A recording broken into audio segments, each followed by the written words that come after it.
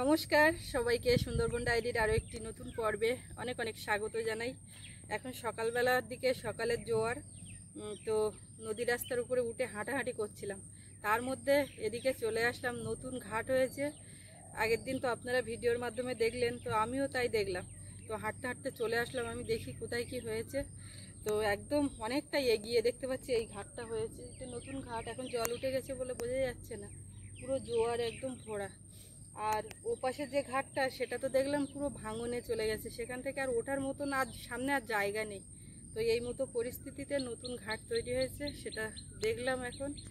আর একটু ওদিকে যাওয়ার ছিল একটা বাড়িতে, তো সেখানে একটু যাব, গিয়ে তারপর বাড়ির দিকে যাব। তো ভাবলাম এখন এইখান থেকে আজকে পর্বটা শুরু করি। তো সঙ্গে থাকুন, আজকে সারাদিনের পর্বটা আপনারা দেখতে থাকুন কি হচ্ছে।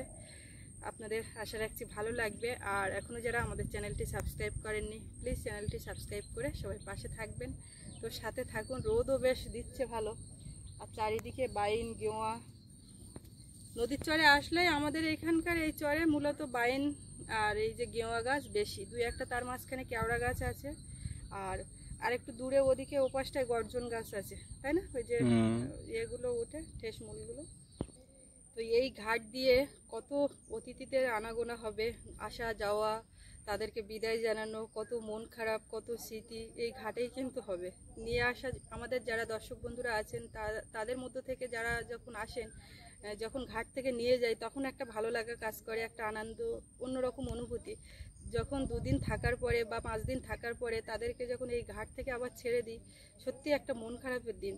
তো অনেক দিন বেশ মাঝখানে বন্ধ ছিল আমাদের সোনামা আসবে, সেই কারণেই বেশ কটা দিন বলবো না, কয়েক মাস বন্ধ। সেইভাবে কিন্তু অতিথিদের আনার জন্য সেইভাবে বলাও হয়নি, বা যারা আসতে চেয়েছেন তাদেরকে না করা হয়েছে। তো একটা সুখবর আজকের পর্বে একেবারে শুরুতেই দিই। এই যে সামনে জুলাই মাস, একদম জুলাই মাসের থেকে শুরু হচ্ছে। যারা প্যাকেজ ট্যুর আসতে চান বা ঘরোয়া পদ্ধতি একটা যেভাবে আছে, এর আগেও হয়েছে গত বছরে, তো সেভাবেও যারা আসতে চান, তো ভিডিওতে দেওয়া ফোন নাম্বারে আপনারা যোগাযোগ করে আসতে পারেন। আমাদের ভিডিওতে এই মাঝখানে কদিন ফোন নাম্বার সেইভাবে দেওয়াও হয়ে উঠছিল না, সময়ও হচ্ছিল না, বা এর আগে এই ট্যুরগুলো হচ্ছিল না বলে অতটা গুরুত্ব দেওয়া হয়নি। কিন্তু আবার জুলাই মাস থেকে চালু হয়ে যাচ্ছে, জুলাইয়ের 1 তারিখ দিয়ে।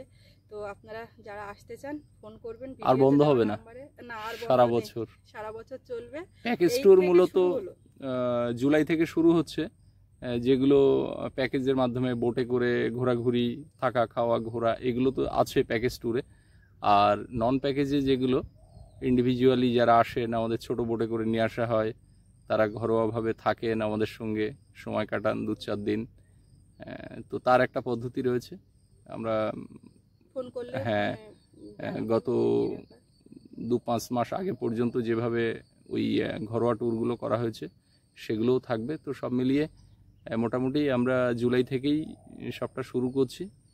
আপনারা আমাদের ভিডিওতে দেওয়া ফোন নাম্বারে যোগাযোগ করবেন।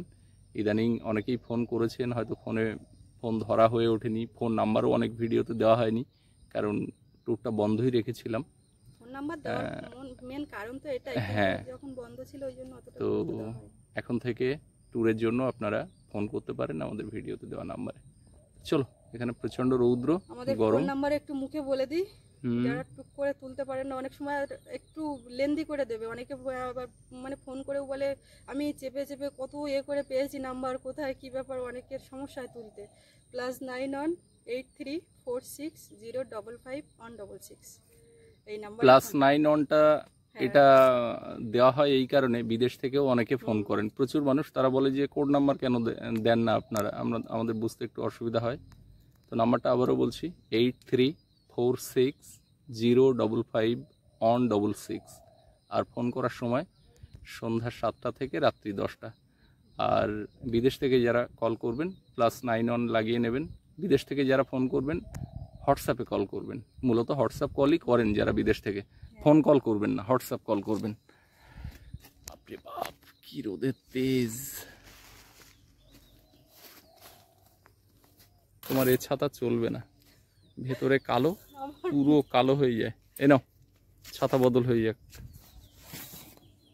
এইবার আমার মুখ সাদা হয়ে যাচ্ছে। হ্যাঁ, স্বাভাবিক। এইখানটায় দেখো কি অবস্থা। দেখিয়েছি। তুমি তো দেখিয়েছো বা দেখেছো, এইখান থেকে ওঠানামা হতো, তারও সামনে এই পাশে কতটা জায়গা ছিল। কি অবস্থা, ভাঙতে ভাঙতে ভরা জোয়ার, চর পড়ছে ওই নদীর ওপারে। এটাই নদীর নিয়ম, একুল ভাঙে অকুল গড়ে। আমাদের ওই পাখিরালা দয়াপুরের ওখান থেকে যে খেয়া বোট করে যাওয়া হয়, ওইটা যতটা বড় নদী না, তার থেকে আমার মনে হয় আমাদের সামনে এই নদী আগে অনেক ছোট ছিল, এখন বড় হয়ে গেছে ভাঙতে ভাঙতে। জাহাজ চলে চলে নদীটা শেষ করে দিচ্ছে। প্রচুর চওড়া হয়ে গেছে। আমারই পরিচিত ঘাট আমাদের, আপনারা যারা এসেছেন, যারা ভিডিও দেখেন, সকলেরই চেনা ঘাট। আমাদের এই বোটে করে ট্যুর হয়, আরও সিজনে আরও অন্যান্য বোট থাকে, তো এই বোটটা এখন ঘাটে বাঁধাই রয়েছে।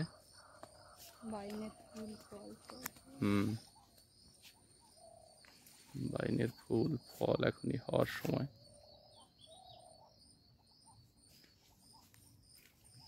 আরেকটা জিনিস আপনাদেরকে দেখাই, কেওড়া গাছের কথা বলছিলাম যে মাঝে মধ্যে আছে আমাদের, মানে একেবারে আপ্যায়নের সামনে একটা আছে, আর যেতে গিয়ে হঠাৎ চোখে পড়লো, এটা ছোট ছিল কত বছর। এই হচ্ছে কেওড়া গাছ। কেওড়া ফল হয়েছে তো, এই তো কাঁচা, এখন অবশ্য কোয়াশ লাগবে, একটু টক সময় হয়নি গেলে এখন, টক লাগবে, কিন্তু এ থাকবে না। গেস্ট উঠতে নামতে মোটামুটি গেস্টরা চিনতে পারবে না, আমাদের এই পাড়ার গেস্টরাই খেয়ে ফেলবে। সেটাও ঘটনা। ছেলেপুলেরা কুল গাছের মতো তো, আমি একটা ছিঁড়ি কুলের মতো, এই তো হয়ে গেল না, একটাই ছিঁড়ি নষ্ট করবো না তো, দুটো একসঙ্গে হয়ে আছে। দেখো কি ছোট ছোট ফুল জালি পড়ে গেল। এই যে এর ভেতরে দানা থাকে, উপরে হালকা শ্বাস, খানিকটা ওই ভেতরে দানা, এখনো দেখো কি করছি, শক্ত হয়নি, আমড়ার মতো। দানাটা শক্ত হয়ে গেলে কাঠের মতন হয়, কাঠ। আর এই যে শ্বাস এর মধ্যে থাকে, অল্প সামান্য শ্বাস। কত কলা গাছ সব কেটে আর নদীর চরে ফেলানো, ঝাড় পরিষ্কার করেছে, অথচ এই কলা গাছ কত কাজে লাগে। যে জৈব সার তৈরির ক্ষেত্রে যে লেয়ার তৈরি করা হয়, সেখানে কিন্তু এই কলা গাছের খোল, ডাক, পাতা এগুলো কিন্তু কুচিয়ে ওই জৈব সার তৈরিতে, ওই কি বলে ওগুলো, ওই যে কার্টুন টাইপের ওই ক্রেট, ওর ভিতরে লেয়ার তৈরিতে এই কলা গাছের ব্যবহার হয়। কিন্তু গ্রামে তো ওসব করে না, কলা গাছ আবর্জনা বলে দিয়েছে নদীর চরে ফেলে। ওইখানে ওই জেসিবি গাড়ি চলছে, কোথায় রাস্তায় কাজ, ওধারে কাজ হচ্ছে এক জায়গায়। ডাক পাখি, ওই তো পুকুরের যেটা ডাকে সেই দিচ্ছে। রাস্তার কানায় কানায় জল উঠে গেছে। আজকে বোটটা এইধারে সরিয়ে আনার কথা, কমল আসবে বললো, কমল আবার ওই ঘরের কাজ হচ্ছে ওখানে আছে, ফোন করলো একটু আগে। ফোনটা তো ধরতে ধরতে কেটে, হ্যাঁ মেসেজ করে দিয়েছি। তাহলে নতুন জায়গায় একটা বাঁশ ঝাড় লাগাবে না? বাঁশ ঝাড় লাগালে হয়, যেগুলো এক কোণা একটা দিয়ে দিলে। এর ভিতরেও প্রচুর ডাক পাখি থাকে, রাত্রেবেলা ডাকে। কাকিমাদের বাড়ি যাবো ভাবছিলাম, তো বড় যাবো আনবো। এবছর এদের কচু গাছ খুব একটা বাড়েনি।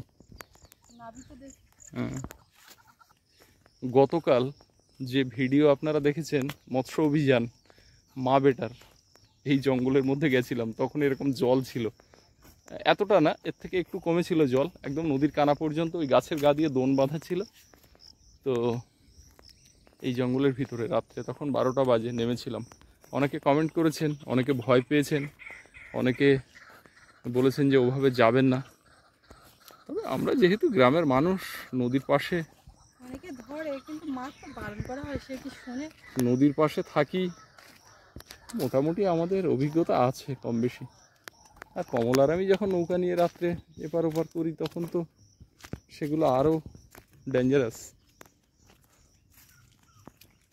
তবে অতটা ভয়ের কিছু নেই, আপনারা যতটা ভয় পান। হ্যাঁ, কুমির আছে কিনা অনেকে কমেন্ট করে জানতে চেয়েছেন, অবশ্যই কুমির আছে, তার মানে এই না যে যেখানেই নামবো সেখানে কুমির রয়েছে। আর প্রচুর পরিমাণে যে কুমির রয়েছে তেমনটা না, মাঝে মধ্যে দেখা যায়, এটাও ঘটনা। সাবধানতা অবশ্যই অবলম্বন করা উচিত। তো আমি বলতে চাইছি যে জলে নামলেই যে কুমিরে টেনে নিয়ে যাবে, বিষয়টা এমন ভাবার দরকার নেই। আর জঙ্গলের মধ্যে বাঘ আছে, তার মানে এই না যে জঙ্গলে গেলেই বাঘে টেনে নিয়ে যাবে। কারণ সুন্দরবনের জঙ্গলে মধু সংগ্রহ, মাছ কাঁকড়া ধরা, মানুষের সংখ্যা তো আমাদের এখানে প্রচুর, একটা সময় ওটাই ছিল জীবিকা। এমন অনেক মানুষ আছে জন্ম থেকে একেবারে বৃদ্ধ বয়স পর্যন্ত জঙ্গলে মাছ কাঁকড়া ধরেছেন, জঙ্গলের গভীরে হেঁটে বেরিয়েছেন, কিন্তু তারা বাঘের আক্রমণের শিকার হননি। হ্যাঁ, অনেক ঘটনা রয়েছে বাঘের আক্রমণের শিকার হয়েছে, কিন্তু সেটা একটা সংখ্যা, সেটা একটা পার্সেন্টেজ, এবং সেটা যে একটা মেজর পার্সেন্টেজ সেটা বলা যাবে না, বলা নেই কার কপালে বলার কিছু নেই।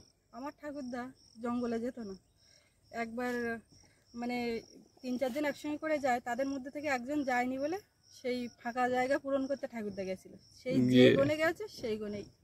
বলে রাখি, সুস্মিতার ঠাকুর দাদা এবং সুস্মিতার মায়ের বাবা দাদু দুজনই কিন্তু বাঘের পেটে গেছে।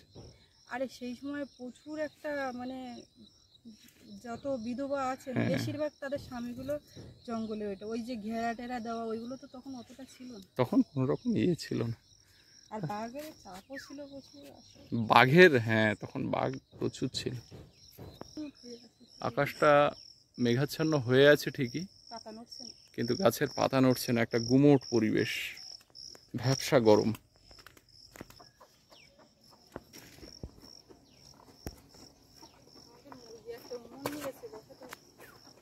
মুরগি উনুন নিয়েছে, মানে ব্যাপারটা কিন্তু অনেকেই বুঝবেন না। উনুন মানে এই যে উনুনে ভাত রান্না হয় ওই উনুন না, মানে মুরগি ওই ডিমে তা দেওয়ার যে পরিবেশ। হ্যাঁ হ্যাঁ হ্যাঁ, মানে ও এখন ডিম তা দিয়ে বাচ্চা ফোটাতে পারবে, তার মানে ও উনুন নিয়েছে একদম। এগুলো কি চিংড়ি? চিংড়ির উপদ্রব বাড়িতে। ওদিকে তো ভিডিওটা শুরু করে আসলাম একটু সকাল সকাল লাগার, তারপরে বাড়িতে এসে রান্না বান্নায় ঢুকে পড়লাম, তারপরে আর কোনো কিছু হয়নি। এখন বিকালবেলা একটু বাইরের দিকে বেরোলাম, বেশ দারুণ হাওয়া, আর সেই সোনামার একটু শরীরটা খারাপ খারাপ, আবার একটু জ্বর এসেছিলো, তো ফোন করেছিলাম করে জ্বরের ওষুধ সিরাপ বাড়িতে ছিল সেটাই আবার খাওয়ালাম, তো এখন একটুখানি ভালো বলতে ঘুমাচ্ছে। আর ওদিকে সেই 4টে তো দিয়েছিল সকাল বিকাল করে করে খাওয়ানোর জন্য জ্বরের ওষুধ, ইঞ্জেকশন নেওয়ার পরে সেই ডোজটা কমপ্লিট হয়ে গেছে, এখন রাত্রে কালকে সন্ধ্যেবেলা কমপ্লিট হয়েছে, তার অ্যাকশন চলে গেছে, দুপুর থেকে আবার শুরু হয়েছে আর কি, গা গরম একটু জ্বর জ্বর, তো ওই নিয়েই ব্যস্ত ছিলাম, ওকে নিয়েই। তো ওষুধ টষুধ খাইয়ে দিয়ে এখন একটু ভালো শুয়ে আছে, তো এই রাস্তার দিকে আসলাম, তার মধ্যে দুপুরে রান্না খাওয়া সব কমপ্লিট করলাম। এখন বিকালবেলা মা আবার ওই নামবে নদীর চরে, তো আমি রাস্তা দিকে এসেছি, জল কতটা সরে গেছে, জল অনেকটাই নেমে গেছে, ওখানে যে চরপাটার যে জালটা আছে সেটা এখন দেখতে যাবে। নদীতে দোন, হাওয়াই জাল, ছিপ, যা যা আর যাবতীয় সরঞ্জাম ছিল সবগুলো গুটিয়ে তোলা হয়ে গেছে সব বলে বলে, এখন একটা আছে বলে ওটা তো কোনো ক্ষতি করছে না, ওটা পাতা আছে, একটুখানি ভাটা গিয়ে দেখবো, তো এখন আবার সে যাবে দেখতে কি পায়।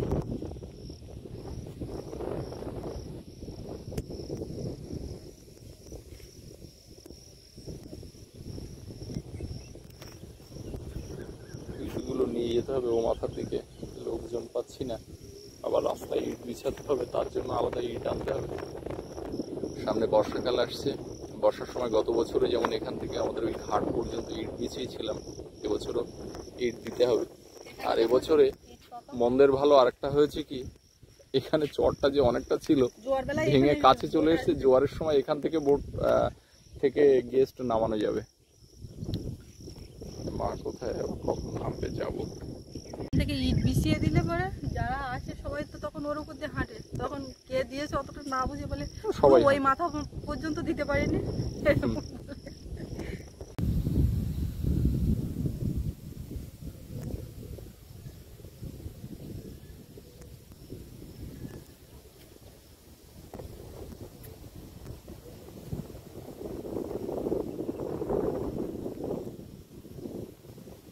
যাচ্ছি দেখি জাল ধরা সব তো তুলে নিয়েছি, শুধু ওই ঝোড়ার জালটা আছে, তো ওই রাত্রি মাছ পড়ে, রাত্রি চিংড়ি মাছ টাছ পড়ে, ভালো গনে মাছ টাছ একটা পড়ে না, চড়ে আমাদি মাছ টাছ পড়ে, তা সে তো নেই, খুব একটা ছোটো ছোটো, তা আবার জালটা নামিয়ে দিয়ে আসি, আর দেখি পুরেছে, আবার বালতিটা নিয়েছি হাতে, জালে টোনা টাইনিয়ে তুলে ওপরে বাঁধা থাকে, দুপুরে জোয়ারের জালটা ধুয়ে যায়, এখন গিয়ে ওই টোনা খুলে দিয়ে আবার নিচের দিকে নামিয়ে দেবো।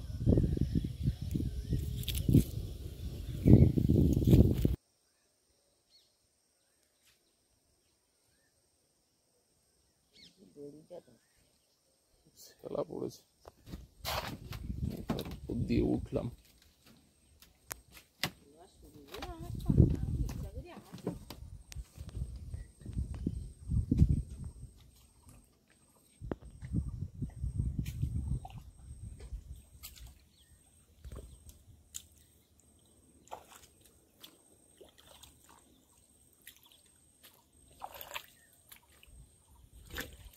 আর কদিন দেবো, তারপর আর জাল তুলে নিল।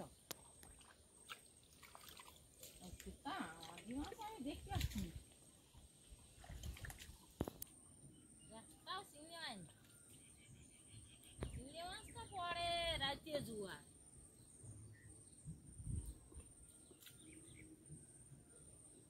আর যা দুটো একটা পুরো লাগে তো, সে তো পাখি আমার আসতে দেরি হয় না, পাখিটা খাইবি যে।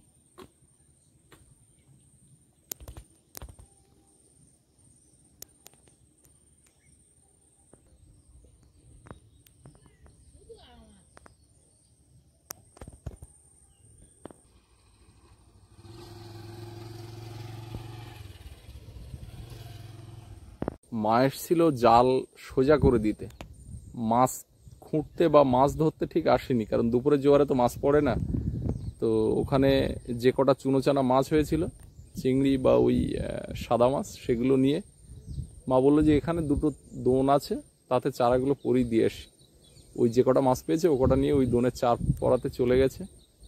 ও মা, চলে এসো।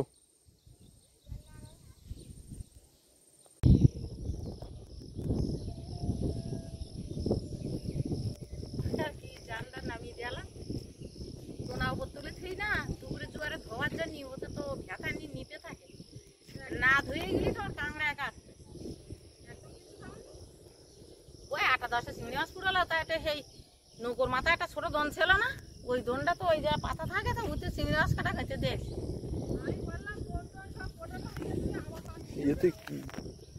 এতে একটা বেলে মাছ আর কাটা চিংড়ি বেলে মাছ একেবারে শুধু গাঁয়েতে ওঠে না, মানুষ যায় 2-4টে থাকে বালতি।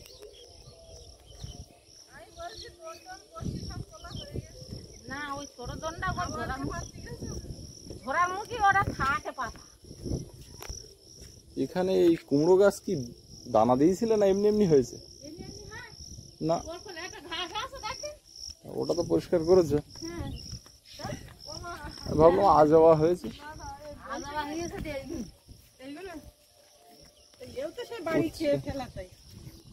বলছি কি ঘরের কোনায় যে পেয়ারা গাছগুলো হয়েছিল ওইগুলো তুমি দানা দিয়েছিলে?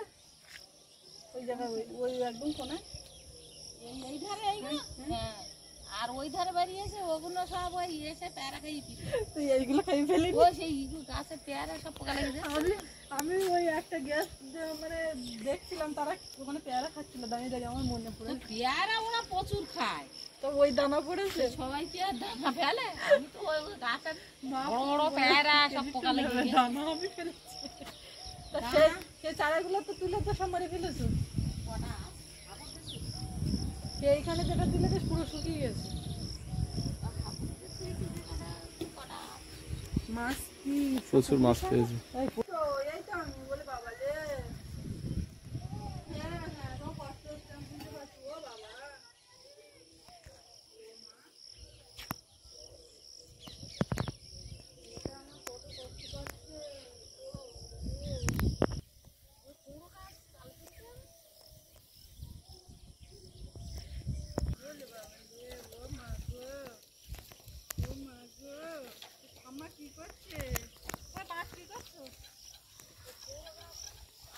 কুমড়ো গাছ চালে তুলতে এত বড় বড় বাঁশ, বুঝলাম না ব্যাপারটা। মাথায় এসে কুমড়ো গাছ দিকে কুমড়ো গাছের কথা বলছিলাম। ওমা মাগো, ও বাবলি, কদিন খুব ধকল গেছে, খুব কষ্ট হচ্ছে। বাবলি টুটি মতন কেমন করছে, ও কান্নার আওয়াজও জোরে উঠছে না গো। আমার তুমি পাতা দেখবে না, পাতা ওই তো পাতা আওয়াজ উঠছে। ও বাবা, এই না, এই তো কেমন করছে।